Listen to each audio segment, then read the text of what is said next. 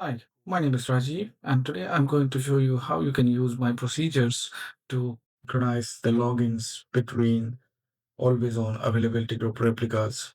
So, we all know that synchronizing the login is a pain between the replicas because whenever you create a login on any of the replica, it is not synchronized, and in most cases, most of the times, logins are created on primary replica, and when there is a failover of availability group, that login won't exist on secondary replica, your applications can fail and users can start complaining that they are not able to connect to the database. So in this case, what you can do is you can use this code, and using this code, you can synchronize the logins from primary replica to all of your secondary replicas. So this procedure basically includes creating some procedures, tables, and jobs that will take care of synchronizing the logins on a specific schedule. This is not a foolproof solution for synchronizing the logins because a failover can happen anytime, and this procedure only runs on specific schedules. So before implementing this solution in your environment, there are a few things to keep in mind. If you have active, always on group, for example, you have one availability group with one replica and another availability group primary on another replica. So in that case, this code will not work by default. You have to tweak the code and create a master job to monitor the replicas, which is not covered in this video. Next thing is it will kill the session on secondary replica before making changes to it. So for example, you have secondary replicas in readable mode, and there's a login called test, and that test login is being used to read data from secondary replica, but someone changed the password of that test login on primary replica. So when this job will run, it will find that if test login has any sessions on secondary replica where the job is running, it would kill that session or kill all the sessions for test replica and drop and recreate that test login on secondary replica with same password and same permissions from primary replica. Next thing is I have added some parameters that I will show you later in the video. And one of the important parameter is exclude logins. And I highly suggest you to exclude logins like service account of SQL Server and SQL Server agent. Any login which has been granted connect permission on endpoint, or any login which is bound or bind to a certificate, because the mechanism I have used will drop and recreate the login on secondary replicas. So this can create some issues with permissions for such kind of logins. And for these types of logins, you ensure that you manually make changes on primary replica and make same changes on all the replicas.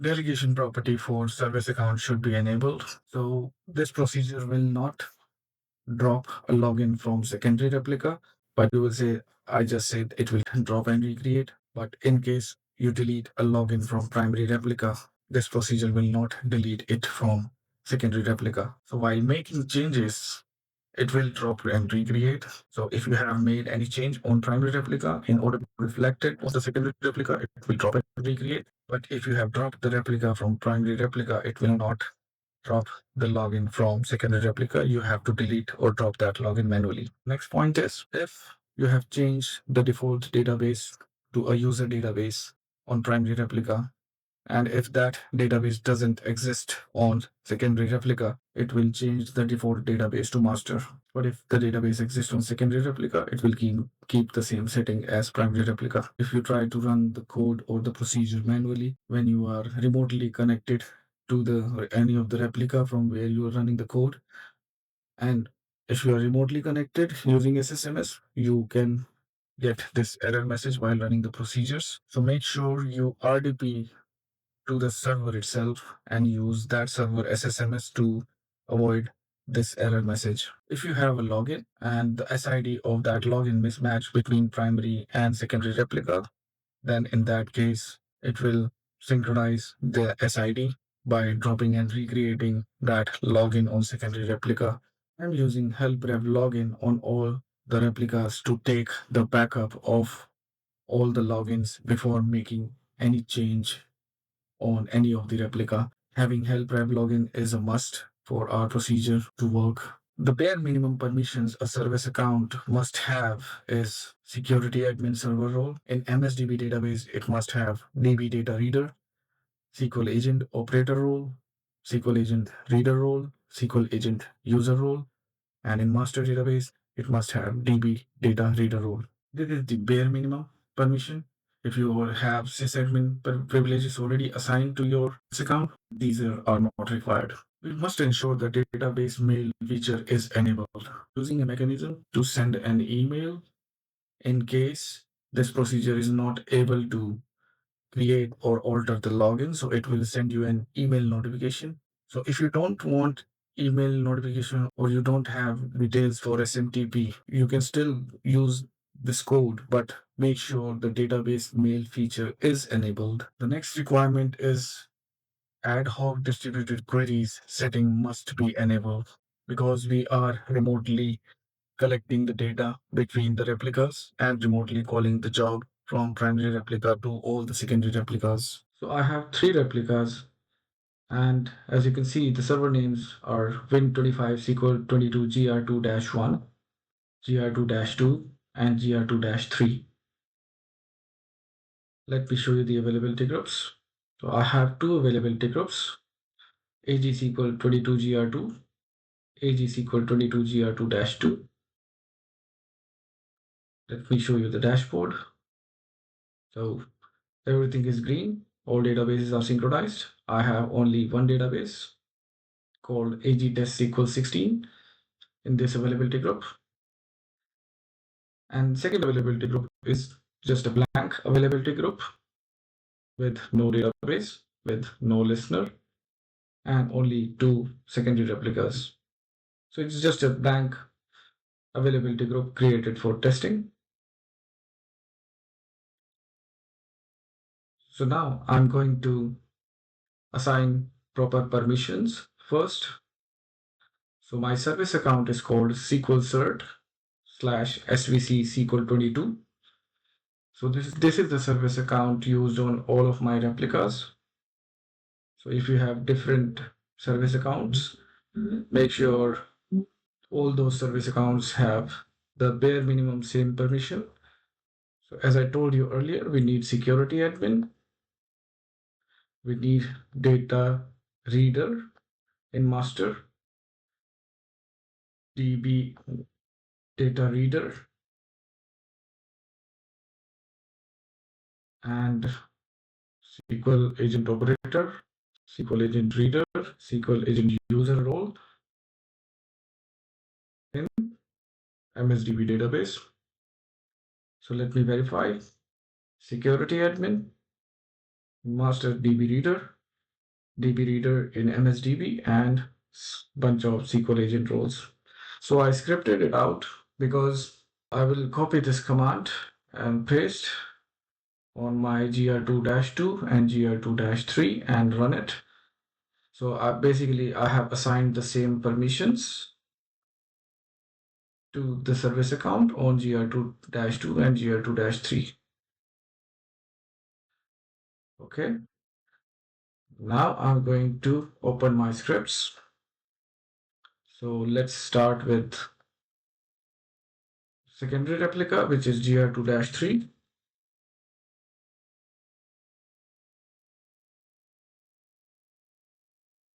That's my help rev login. What's this? And so I am on GR2-3, as you can see over here. So I'm creating help rev login in master database. Then this is my first procedure called UDP master. This procedure is being created in MSDB. You can change the location, but make sure if you are not creating these procedures in MSDB, you must update the database name in other procedures and SQL jobs. So this one is created, and this is my secondary procedure. And this is the script to create the SQL job, and it will basically create two SQL Server jobs. The first is DBA monitor primary server job. So basically, this job runs every 5 minutes. And what it does is it will check if this server where this job is running is secondary or primary replica. So if it's primary replica, it will enable this job called DBA autosync logins. And if it's secondary replica, it will disable the job. So basically, we are keeping this job disabled or enabled, deciding whether the replica is primary or secondary.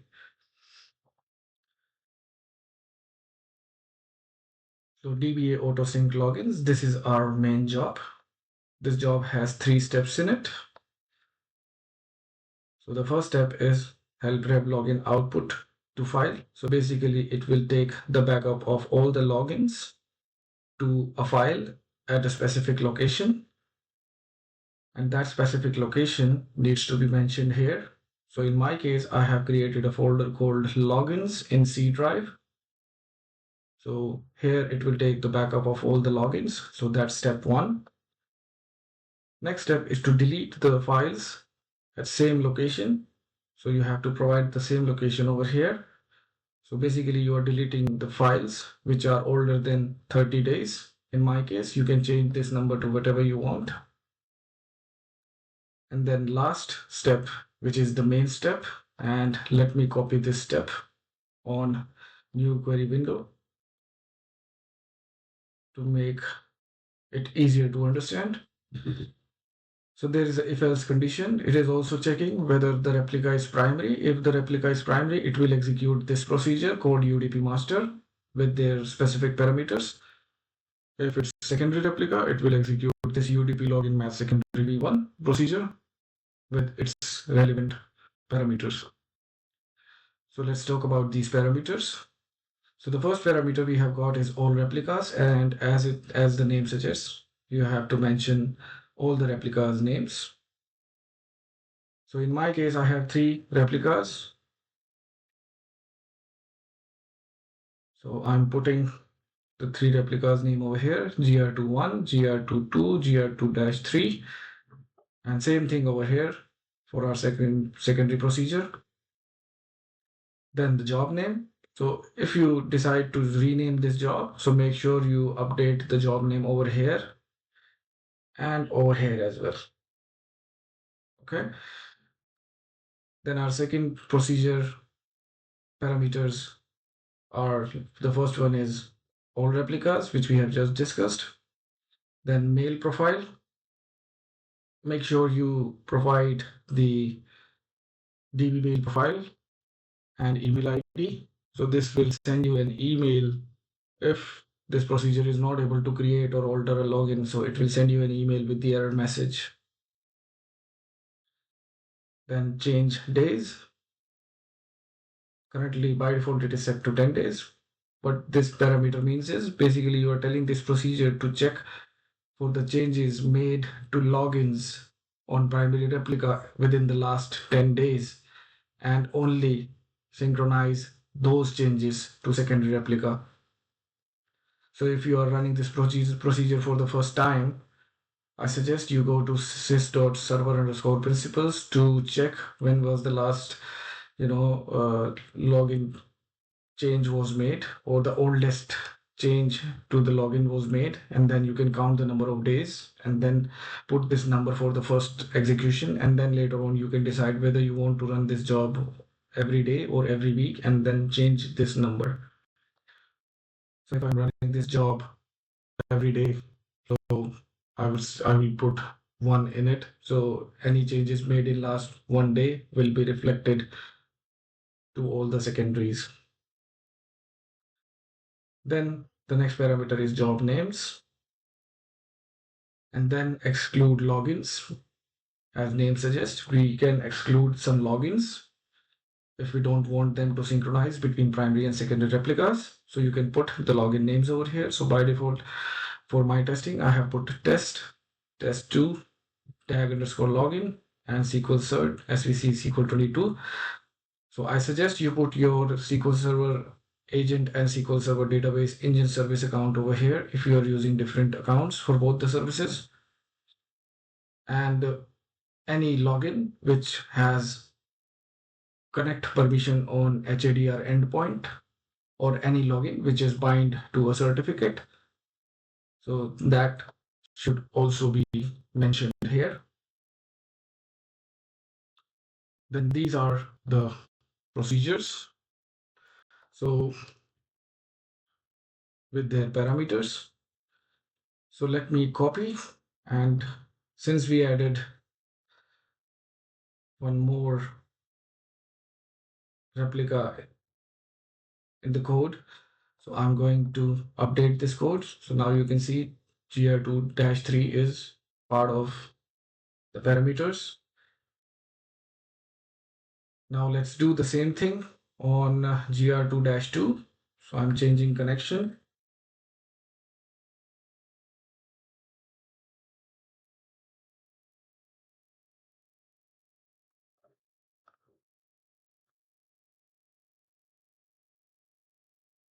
Okay. So now I'm creating help rev login, creating first procedure, creating secondary procedure, creating jobs, and then copy this code, and let's change the job on our secondary, which is gr2-2, and gr2-3 is not here. That's why I copied and pasting this code here.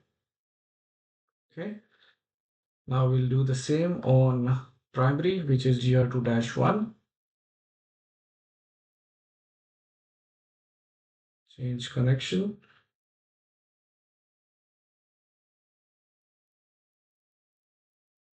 gr2-1,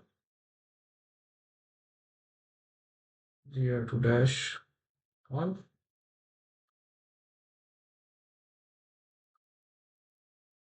So I'm executing help rev login, master procedure, secondary procedure, and the jobs. And let me copy this code and paste it on primary replica job. Don't paste. Okay. So this job will run every 5 minutes. So if I run this job manually, it will enable the DBA auto sync login job. And if I hit refresh, it is enabled. Now there is one more thing. We have to enable ad hoc distributed queries and database mail option on all the replicas. So on my environment, it is already enabled. Let me change the connection to secondary replica, which is gr2-2. On that, it is also enabled. And on gr2-3 as well. Now let's do some testing and see how this code works.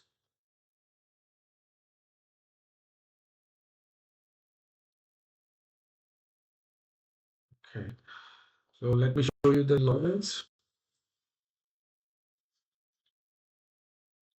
on all the replicas. So you can see there is no login called Rajiv or test on gr2-2 and on gr2-3 as well, right? Let's first create a login called Rajiv, and I am going to keep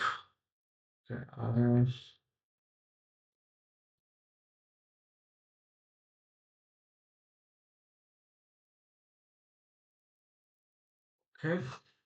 I am going to give all the server roles beneath public server role and change the default database to AG test SQL 16, which is the database which part of availability group, and click OK. So you can see this is created on primary replica. So let's verify. We have enforced password policy set. We have AG test SQL 16 as default database. We have given all the roles beneath public to this login, and this login doesn't exist here, and obviously on other secondary replica as well. So now we will run this job. So I'm running this job from step one. So step one is basically taking the backup of all the logins. And then in step two, it will try to delete the files older than 30 days. And then in step three, it will remotely execute the job on secondary replicas. So it is completed on primary. And let's quickly go to the history of our, so you can see this job is running. So I did not execute this job on this and this. I only executed the job on primary replica. And if I show you the history, you can see this job was also executed on 9:54. So let's see if we have got our login called Rajiv. Yeah, it is available on GR2-2. Let's verify the same on GR2-3. Yeah, let's see the permissions. Yeah, enforced password policy is selected. Default database is AG test SQL 16. Server role, all the roles beneath public are there on GR2-3. Let's do the same. And you can see everything is same on GR2-2. Let's make some changes.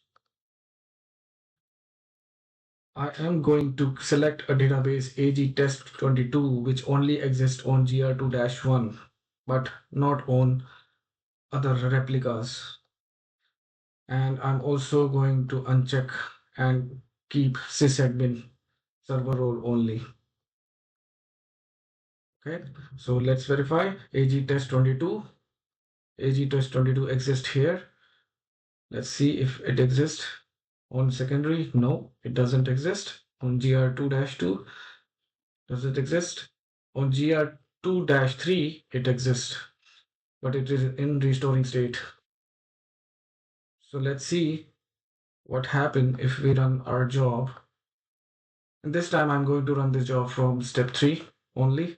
And meanwhile, I'll show you, the output of step 1. So this is how you can see the script was generated 9:54 on this server, which is my primary, and this is the output of help rev login. Okay, so this completed on primary replica. Let's see whether this job is completed on secondary. It is. So this is the server GR2-2 where AG test 22 doesn't exist. Okay, so let's go to, and the default database is set to master.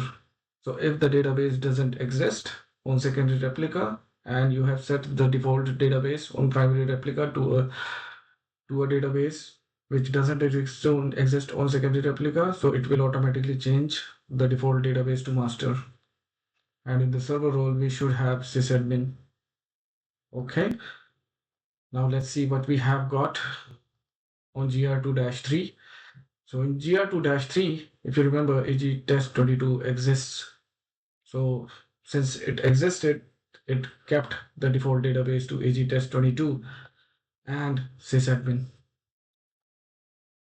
So basically, whatever change you are making on primary, it will try to keep exact changes on secondary replicas if there are no issues or missing things.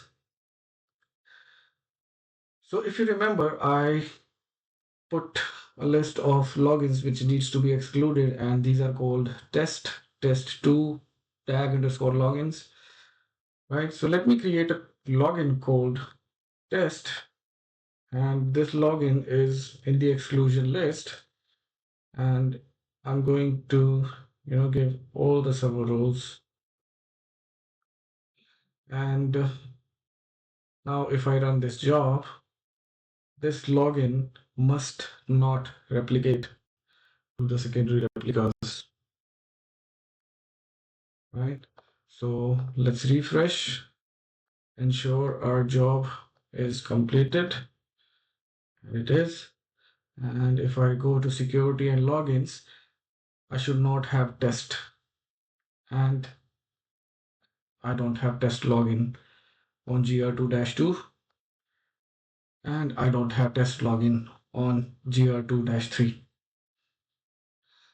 So this means I can create a login called test with different password with the different server role on GR2-3, and let me do the same on GR2-2, and I'm making this setup admin over here. So this login has a different password and setup admin on GR2-2.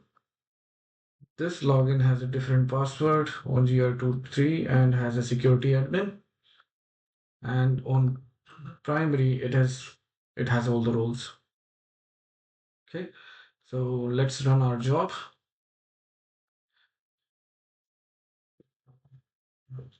Since the test login is excluded, so the whatever role or permissions it has on primary must not be replicated or assigned to test login on secondary replica.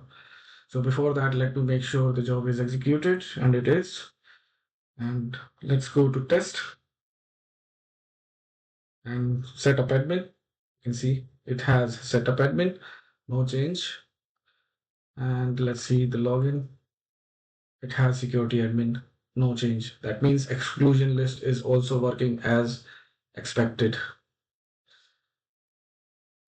Okay, now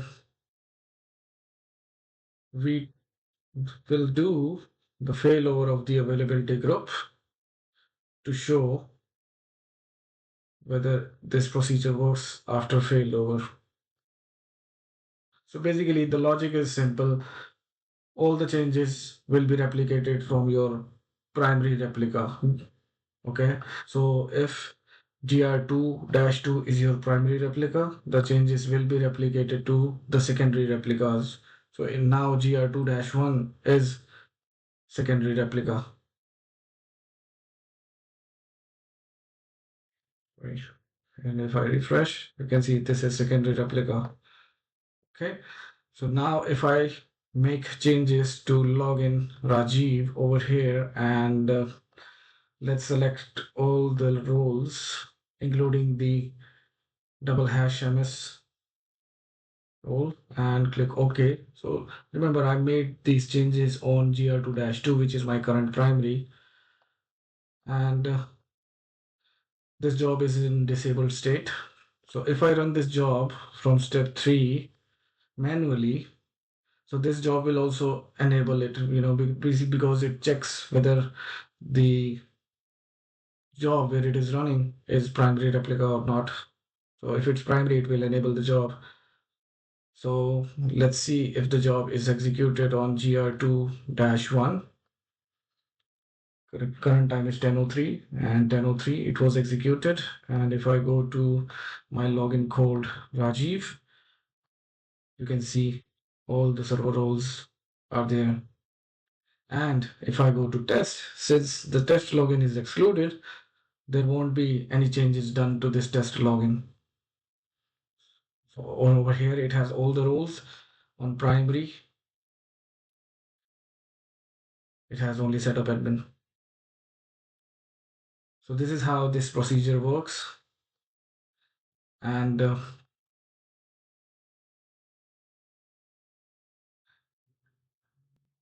if you have any feedback, or if you think I have missed any feature which should be added in this code, feel free to mention the same in the comments section. And before deploying this procedure in your production environment, I highly recommend that you do the testing of these procedures yourself in test environment to make sure everything is in place. And there is a disclaimer that I have not tested this code on case-sensitive SQL servers, so there are chances that this code may break on case-sensitive SQL servers. So if you find this video useful, please like the video and subscribe to my channel. Thanks for watching.